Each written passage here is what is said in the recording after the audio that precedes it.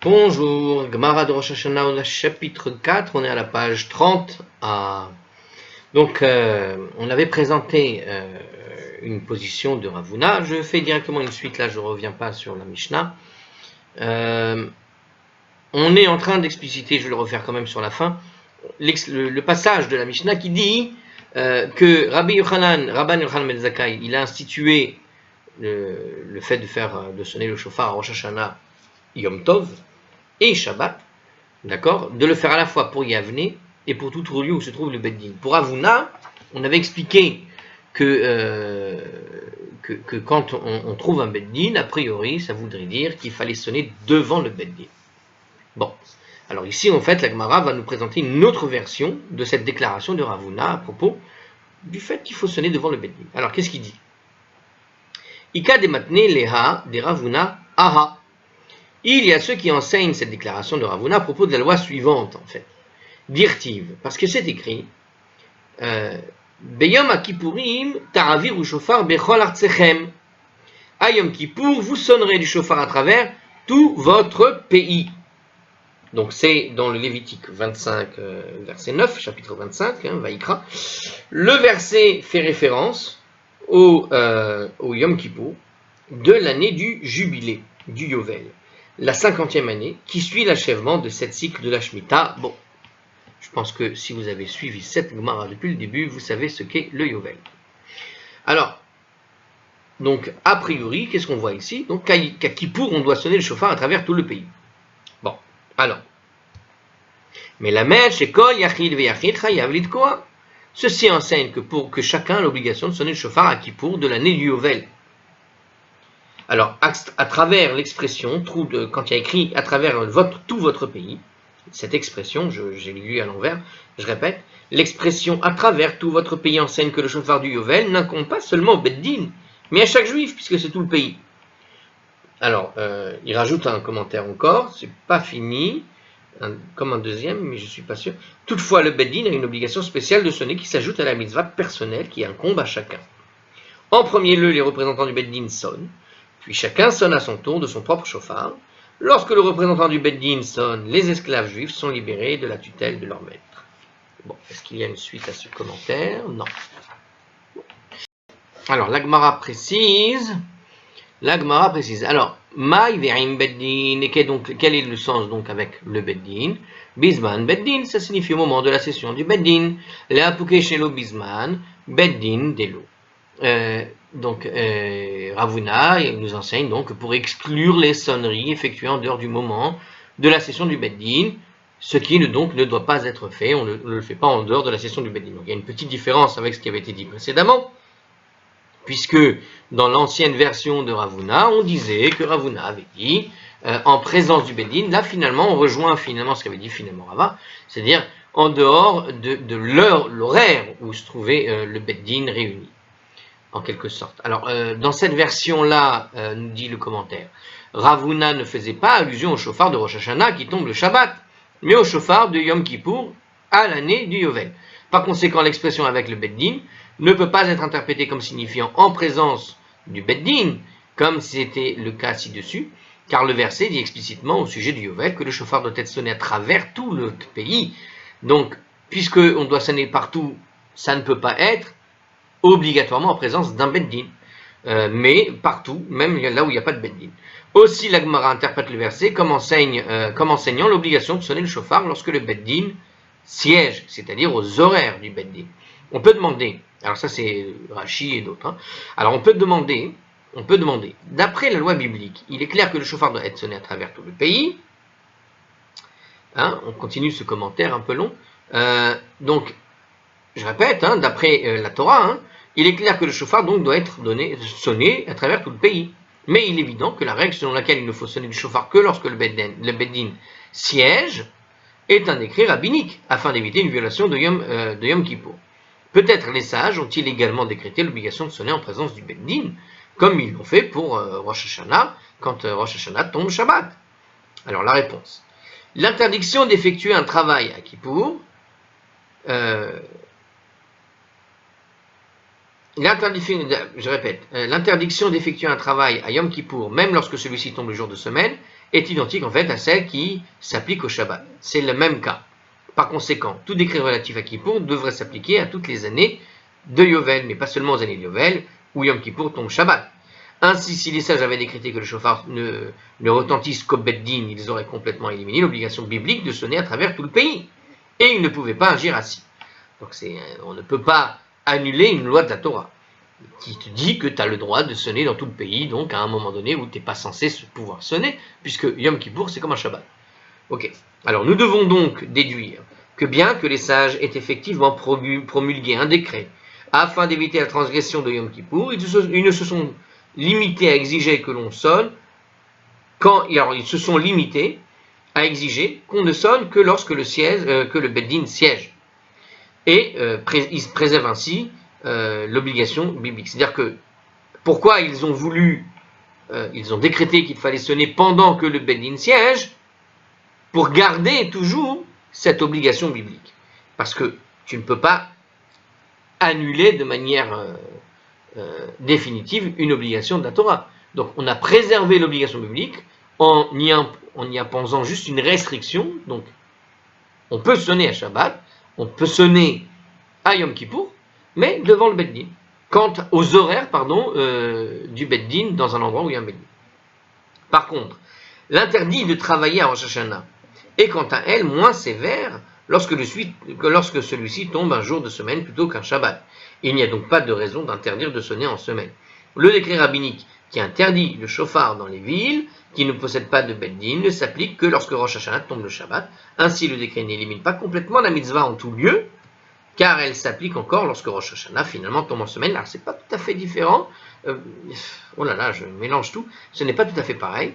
Effectivement, là il te dit que le simple fait de pouvoir sonner finalement à Rosh Hashanah en semaine, quelque part préserve cette idée de pouvoir sonner dans tout le pays. Et qu'au fond, même si tu interdis complètement en Shabbat de sonner le chauffard, tu gardes quand même cette idée que tu peux sonner dans tout le pays lorsque Rosh Hashanah tombe en semaine. C'est juste qu'à Kippour, tu fais cette dernière restriction par rapport à Shabbat, où tu ne sonnes que pendant les horaires, comme disait donc Rav Huna, pendant les horaires où le Beddin est en session. Alors, Mativ Rava a contesté quand même. Alors, on revient sur la Gemara, donc sur cet dernier aspect. Donc, Rav Huna nous avait enseigné qu'il fallait que ce soit aux horaires du Beddin. Donc, on a un petit peu inversé ce qui avait été dit tout à l'heure. Alors, Rava a contesté. Et il dit Tekirat Rosh Hashanah veYovel. Donc il parle d'une braïta, il se réfère à une braïta. La braïta dit la chose suivante. La sonnerie du chauffard de Rosh Hashanah et de l'année du Yovel. Docha et à Shabbat, Bagvulin repousse le Shabbat dans les provinces. Ça veut dire qu'il est permis, nous dit le commentaire, de sonner du chauffard même en dehors du temple, le Shabbat à Rosh Hashanah, comme à Yom Kippour de l'année du Yovel. Pour ce qui est de Kippour, il n'y a pas de différence que celui-ci tombe Shabbat ou un autre jour de semaine, puisque les lois de Shabbat s'appliquent toujours à Kippour de toute façon. La Braïta se concentre alors dans le cas de Shabbat, qui tombe en même temps que Rosh Hashanah, ou Rosh Hashanah qui tombe en même temps que Shabbat. D'accord. Ish ou Veto, chaque homme, alors je répète notre Braïta que Rava rapporte, la sonnerie donc de Rosh Hashanah et de l'année du Yovel repousse le Shabbat dans les provinces. Chaque homme et sa maison.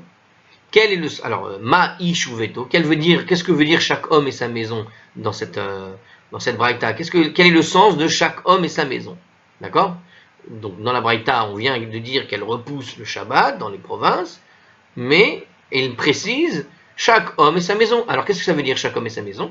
Il est ma ish ou ve ishtu. Si tu dis que c'est chaque homme et sa femme sont tenus de sonner le chauffard, puisque la maison, c'est l'homme et la femme. L'expression sa maison est souvent utilisée pour désigner l'épouse, nous dit le commentateur. On le voit ça dans la Mishnah de Yoma, à la page 2. Alors, je te répondrai que si jamais tu penses que chaque homme dans sa maison sous-entend l'homme et sa femme, iteta michayeva, une femme a-t-elle une obligation de sonner le chauffard? Veha mitzvah ta'aseh she'azman grama hi, et pourtant c'est une mitzvah positive, c'est un commandement positif qui est occasionné par le temps, qui est de sonner le chauffard. Il s'avère que ce sont des mitzvahs, il le dit derrière, Vechol mitzvat aseh shazman grama nashim peturot. Et la règle est que les femmes sont exemptées de tout commandement positif occasionné par le temps. Alors, petit commentaire sur ce point. Alors non, je continue. Et la lave, plutôt la braïta, ne veut-elle pas nous apprendre ish beveto, que c'est dans les provinces chaque homme, sonne le chauffard dans sa maison, ve'afilou chez l'obisman beddin, et donc même lorsque le beddin n'est pas réuni, tout simplement. Ça veut dire l'homme va sonner pour sa femme, par exemple. Alors la Gemara répond non. L'erolam bisman beddin, en réalité, il faut sonner au moment de la session du beddin. Alors, on va quand même donner quelques petites précisions commentaires ici. Donc on a cité une règle importante qu'on peut expliquer, on va expliquer tout de suite. Cette règle, c'est lorsqu'on dit que les femmes sont exemptées de tout commandement positif occasionné par le temps. Les femmes ont l'obligation d'accomplir les commandements positifs seulement lorsque ceux-ci ne sont pas liés au temps. Par exemple, la mezouza. Donc il n'y a pas écrit tu dois mettre une mezouza de tel jour à tel jour. Donc elles ne sont pas limitées dans le temps, elles ne sont pas déterminées à un temps donné. Donc ça, en général, toutes les femmes ont l'obligation d'accomplir toutes les mitzvot de ce même genre. En général, elles sont exemptées par contre des commandements qui s'accomplissent à des moments spécifiques. Quant au commandement négatif, les femmes sont effectivement généralement soumises, exactement pareil que les hommes. Il est donc clair que l'expression chaque homme et sa maison n'indique pas que les femmes sont concernées par l'obligation de sonner le chauffard, puisqu'on voit que le chauffard, il y a des horaires spécifiques. Il y a des moments spécifiques pour le sonner. Et il y a un temps spécifique. Alors on a dit aussi dans notre braïta qu'à la fin, donc on voit qu'effectivement, ish beveto, c'est chaque homme dans sa maison, peut-être. Et donc ça s'applique aussi même en dehors du moment de la session du beddin. Pour Rava, la braïta enseigne donc que chaque homme doit sonner du chauffard chez lui. La seule raison à cette règle doit être la volonté des sages d'éviter que les gens ne transportent leur chauffard dans le domaine public. Donc quand tu es chez toi à la maison, pas de problème. Une fois cette barrière instituée pour empêcher la violation du Shabbat, il n'était plus nécessaire d'exiger que l'on sonne du chauffard seulement quand le beddin siège. Il est donc permis de sonner du chauffard toute la journée. Donc si tu es chez toi, que le chauffard est chez toi, il n'y a pas de problème. On peut dire ça. Alors la Gemara te dit que non, en réalité c'est uniquement au moment de la session du beddin. Ça veut dire que la braïta ne signifie pas que chaque homme doit sonner du chauffard chez lui, mais que chaque homme peut sonner du chauffard chez lui et n'est pas tenu de se présenter au beddin. Toutefois, afin d'éviter toute violation d'ordre biblique, les sages ont exigé que ce soit sonné uniquement lorsque le beddin est en session, parce qu'à ce moment-là, les gens sont généralement plus prudents. Alors, ceci répond de manière satisfaisante à la question de la Gemara. Toutefois, alors c'est ce que nous dit le commentaire, toutefois la Braïta met en difficulté la première version de l'enseignement de Rav Huna, puisque on se rappelle que Rav Huna avait dit en premier qu'il fallait faire devant les gens. Elle nous enseigne que chaque homme est autorisé à sonner du chauffard chez lui, alors que Rav Huna, comme on l'avait dit ci-dessus, que quand Rosh Hashanah tombe à Shabbat, il faut sonner en présence du beddin. Nous pourrions répondre que la dernière clause de la Braïta, chaque homme et sa maison, s'applique à Yom Kippour de Yovel, mais pas à Rosh Hashanah.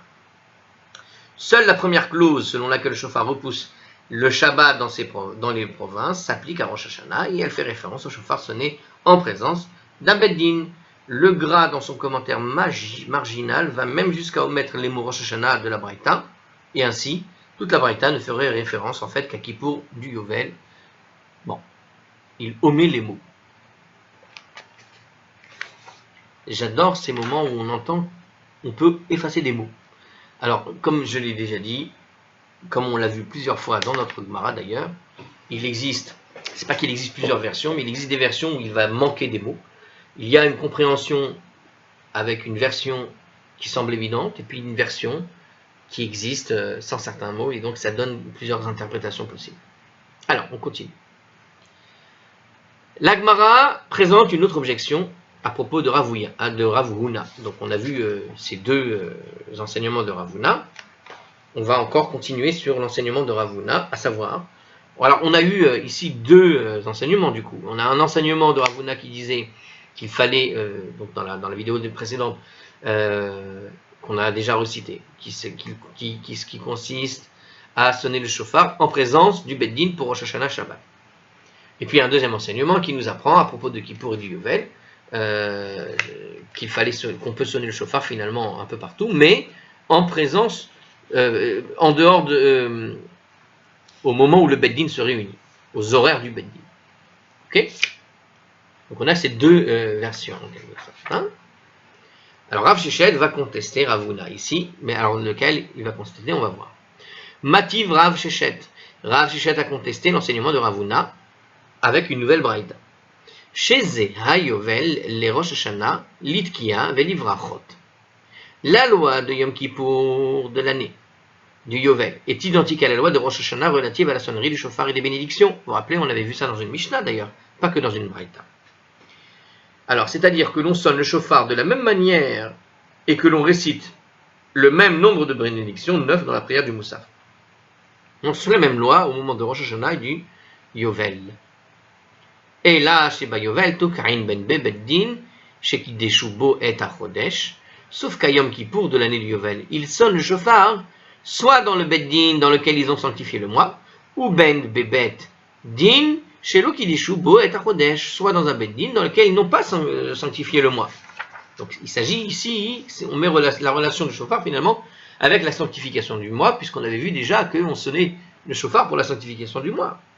Et donc ça viendrait de là. Donc généralement, c'était le grand Sanhédrin qui se chargeait de la sanctification du mois, nous dit le commentaire.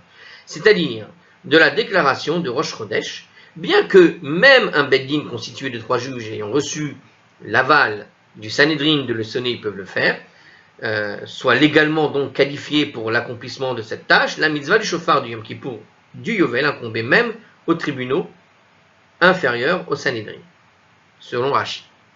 C'est-à-dire que le Beddin de chaque ville avait l'obligation de proclamer la libération des esclaves et des sonneries du shofar. Donc, au fond, de la même manière qu'il sonnait pour Rosh Chodesh, il pouvait effectivement libérer les esclaves et la sonnerie servait à, en quelque sorte, donner ce moment particulier. Vechol yachid veyachid chayav litkoa, la suite de la Mishnah de notre Braïta dit la chose suivante, et chaque particulier est tenu de sonner. Ou Rosh Hashanah, tandis que lorsque Rosh Hashanah tombe le Shabbat, Lo ayuto kain et la bebeddin chez qui des shobo et achodesh. Ils ne sonnaient du shofar que dans le beddin dans lequel ils avaient sanctifié le mois. C'est-à-dire le grand Sanhédrin qui procédait généralement à la sanctification de Rosh Chodesh. Et on voit que ça suit l'opinion de Rabbi Eliezer de notre Mishnah principale. Ve'en kol yachid ve'yachid chayav litkoa. Et chaque particulier n'est pas tenu de sonner. Man en kol yachid ve'yachid chayav litkoa. Alors justement, la fin de cette Mishnah, elle nous dit comme ça, fin de cette Braïta, dit comme ça, et il pose la question à la Gemara, mais quel est le sens? Chaque particulier n'est pas tenu de sonner quand Rosh Hashanah tombe à Shabbat. Donc ça fait allusion au fait qu'il existe des restrictions qui interdisent aux particuliers de sonner le shofar, contrairement à la loi qui s'applique à Yom Kippour du Yovel. Donc on voit qu'il y a une différence entre Rosh Hashanah et le Kippour du Yovel. On ne peut pas interpréter la Braïta littéralement, car nous savons que l'obligation biblique de sonner du shofar à Rosh Hashanah s'applique à chacun, le Shabbat comme la semaine. La déclaration selon laquelle, lorsque Rosh Hashanah tombe le Shabbat, chaque particulier n'est pas tenu de sonner, veut nécessairement dire que dans ce cas, les sages ont suspendu le commandement et ont interdit dans une certaine limite qu'on sonne le shofar, contrairement pour Kippour et Yovel. D'accord? Le Kippour du Yovel. Ça, c'était en commentaire. Alors, dans les mots de la Gemara, maintenant, regardez.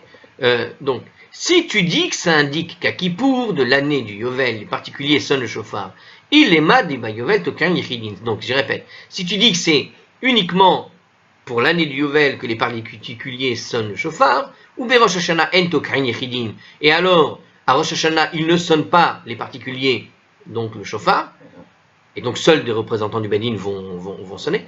Veha, qui ata Rav Yitzhak bar Yosef Amar, mais pourtant, lorsque Rav Yitzhak bar Yosef est venu en Babylonie, il a bien dit, Ki hava mesayem shelicha tzibura, ki ata beyavne. Lorsque le représentant de la communauté a achevé de sonner le shofar le Shabbat à Yavne, lo shama inishkal one, mikal tekuaya bichidae. Un homme ne pouvait entendre le son par son oreille à cause du bruit produit par le retentissement des chauffards de tout le monde. On constate donc que les particuliers ont le droit de sonner le chauffard même quand Rosh Hashanah tombait Shabbat. Donc on est revenu sur notre citation qu'on a déjà citée ici. Et la lave plutôt, en réalité, l'intention de la Braïta est différente des Ilou Bayovel Tokrin. Tandis qu'à Kippour de l'année du Yovel, les particuliers ont le droit de sonner le chauffard. Ben Bisman Bet Din Ben Shelo Bisman Bet Din, soit au moment de la session du Bedin, soit en dehors du moment de la session du Bedin. Ou Berosh Hashanah, mais à Rosh Hashanah, quand il tombe à Shabbat, Bisman Bet Din, en, au moment de la session du Bedin, les particuliers peuvent.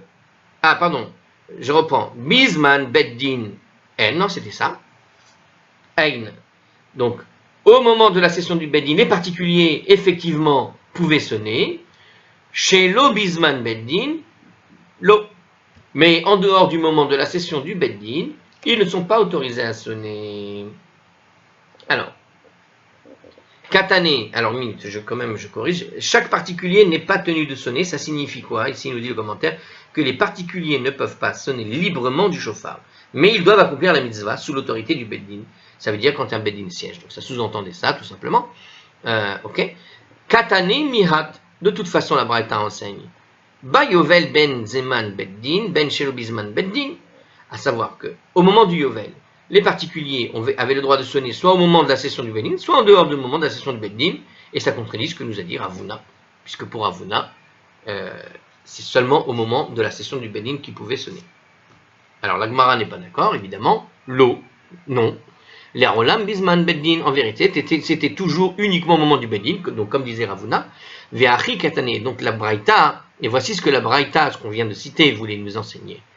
Ba Yovel, qui pour le du Yovel, Bisman Beddin Tokain, au moment de la session du Beddin, les particuliers ont le droit de sonner. Ben Bifne Beddin, Ben Shelo Bifne Beddin, que ce soit en présence d'un Beddin ou en dehors de la présence du Beddin. Be Rosh Hashanah, mais quand Rosh Hashanah tombe Shabbat, Tokain Bisman Beddin, les particuliers ont le droit de sonner seulement au moment de la session du Beddin. Ou Bifne Beddin, et seulement en présence du Beddin, donc on a retrouvé finalement l'enseignement de Ravuna. Ainsi, une facilité s'applique au Yom Kippour du Yovel, puisqu'il est permis de sonner du chauffard en dehors de l'édifice du Beddin lorsque le Beddin siège. Par contre, même à Yom Kippour du Yovel, il est interdit de sonner lorsque le Beddin n'est pas en session. Bon. La Gemara cite un enseignement qui appuie la dernière version de la déclaration de Ravuna. Itemar Nami. Il a également été dit. Il a également été dit. Amar Rabbi Chia bar Gamda Amar. Rabbi Yosef ben Sheoul Amar Rabbi. Rabbi Chia bar Gamda a dit au nom de Rabbi Yosef ben Shaoul, qui a dit au nom de Rabbi. En tokain et la kol zeman chez Beddin yoshvin. On ne sonne du chauffard qu'au moment où les sages du Beddin sont assis. C'est-à-dire le jour du Yom Kippour du Yovel, quand les particuliers sonnent le chauffard dans les villes, ils ne peuvent le faire que lorsque le Beddin siège. C'est ça, assis. Ceci concorde avec l'enseignement de Ravuna. Donc on est effectivement toujours dans cette continuité de ce que pensait Ravuna. On va s'arrêter sur ça. On continue, au niveau du commentaire. Une question du même ordre est citée. Ba'e Rabbi Zera a posé la question. Nina'aru la amod. Si les sages du Beddin ont bougé et se préparent à se lever, Velo amdu, mais ne se sont pas encore vraiment levés. Mahu, quelle est la loi à propos de la sonnerie du chauffard d'un particulier? Imaginez, ils sont, on va dire, au moment où ils vont fermer, quoi. Bon. C'est-à-dire qu'un particulier peut-il sonner le chauffard après la fermeture de la session du Beddin alors que les sages ont commencé à se lever de leur place, mais avant qu'ils n'aient quitté pour rentrer chez eux. Donc on est au moment de la fermeture, ils commencent à se réunir pour sortir, et donc ils ne sont plus en train de siéger. Sous-entendu, ils n'ont plus d'affaires qui vont arriver pour éventuellement dire des choses, on va dire, mais ils sont encore là-bas dans l'endroit. D'accord? Beddin yoshvin berinan.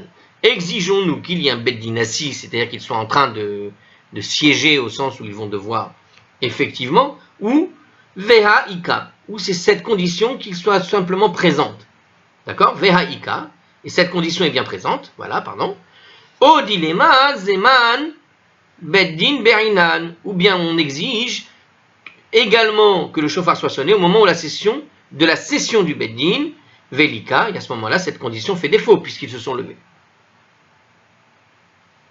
Tekou, on a fini avec toute cette question. Tekou, la question demeure sans réponse. On n'a pas de réponse à tout ça. Donc en fait, ici la nouvelle controverse à la fin, c'est tout simplement de savoir si oui ou non, on est en train de discuter de concrètement, est-ce que le Beddin, c'est juste les gens du Beddin sont présents à l'endroit du Beddin, ou est-ce qu'ils sont dans une session du Beddin, c'est-à-dire qu'ils sont en quelque sorte en direct en train de juger une dernière chose. Par exemple, au Kippour du Yovel, lorsqu'il sonne le chauffard, il fallait le Beddin pour sonner le chauffard, pour annoncer par exemple Rosh Chodesh aussi. Donc c'est de ça qu'on parle. On parle d'une session de Beddin spécifique à quelque chose de particulier lié à ce que doivent les obligations d'un Beddin. Mais une fois que le Beddin il a fini son obligation, mais il reste dans l'enceinte là-bas, est-ce qu'on parle en fait de ce moment où ils sont dans ce jugement, dans leur rôle de Beddin, ou est-ce qu'ils sont simplement présents en tant que personnalité du Beddin? Voilà, et sur ça, il n'y a pas de réponse. Bon.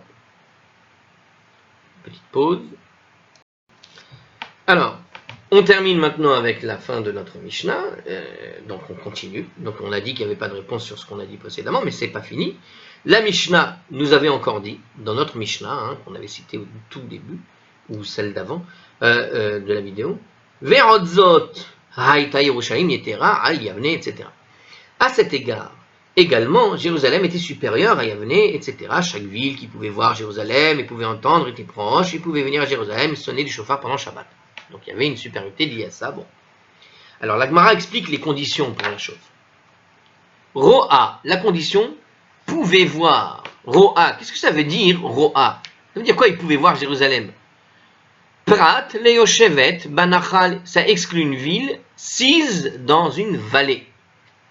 Shoma'at pouvait entendre, dans le texte de la Mishnah, ça voulait dire quoi? Prat, Leoshevet, Berosh Ha'ar, ça exclut une ville sise sur une montagne.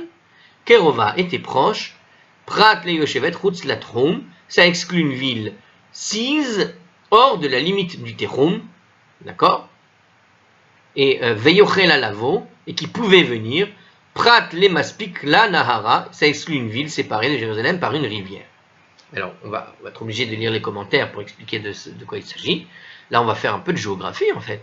Donc, quand on te dit, dans notre Mishnah, que chaque ville qui pouvait voir Jérusalem, qui pouvait entendre, ou qui était proche, et qui pouvait venir à Jérusalem, on y sonnait du chauffard pendant le Shabbat.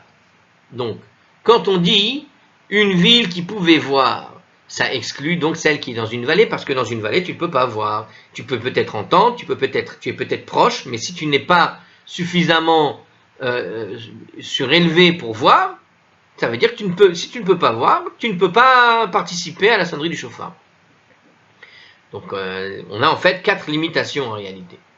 Donc, la première limitation, c'est pour remplir la première condition permettant l'utilisation du chauffard pendant le Shabbat, il fallait que la banlieue ait une vue sur Jérusalem. Si elle se situe dans une vallée proche, mais que la vue est obstruée par la paroi de la colline, il était interdit de sonner, même si la ville était très proche de Jérusalem. Donc il fallait véritablement voir, ça ne suffit pas d'être à côté.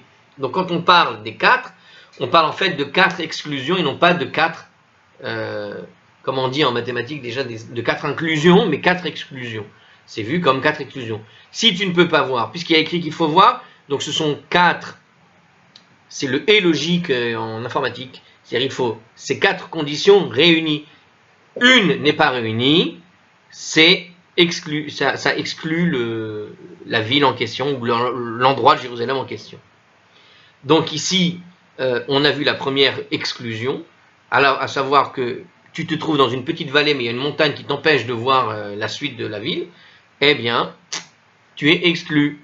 Shomarat qui pouvait entendre, ça exclut celui qui est sur une montagne parce qu'il est trop haut. Même si la ville avait une vue splendide sur Jérusalem, mais qu'elle est trop loin pour qu'on entende le son du chauffard qui provenait de Jérusalem, on ne pouvait donc pas sonner du chauffard pendant Shabbat dans cette partie de la ville.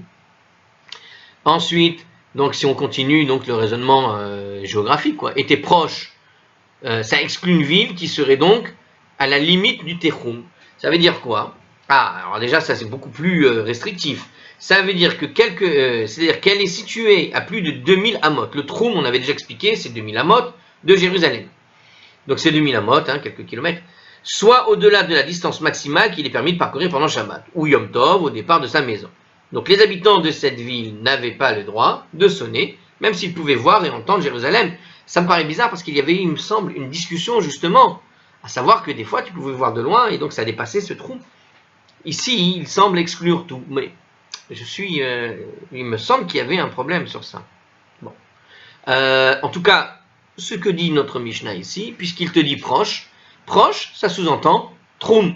Proche, c'est cette distance maximale que tu as le droit de parcourir pendant Shabbat. Si tu dépasses cette distance, c'est à peu près 2 km, donc c'est pas grand-chose en fait, on n'était pas très très loin. Hein.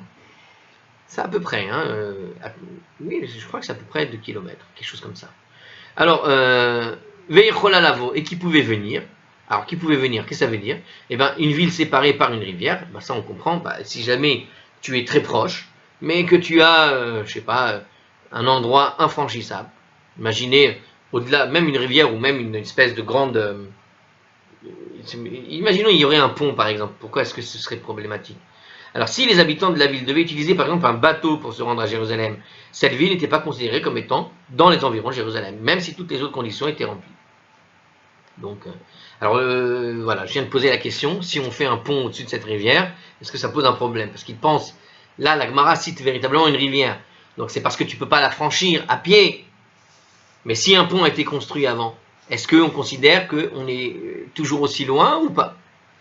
Vu que la Gemara parle d'une rivière, c'est qu'elle semble dire que ça fait limite. Donc je ne sais pas. Il n'y a pas la réponse à cette question-là. Je pense que ça devrait être bon, moi, mais je suis sûr qu'on trouverait quelqu'un qui ne sera pas d'accord. Très bien, eh bien, je vais vous dire au revoir. À la prochaine, la vidéo est un peu courte, mais l'étude a été sympathique. A plus. Prochaine, parce qu'en fait, la prochaine, il y a une nouvelle Mishnah qui arrive, donc on va faire la nouvelle Mishnah avec une nouvelle vidéo. Alors je vous dis à la prochaine.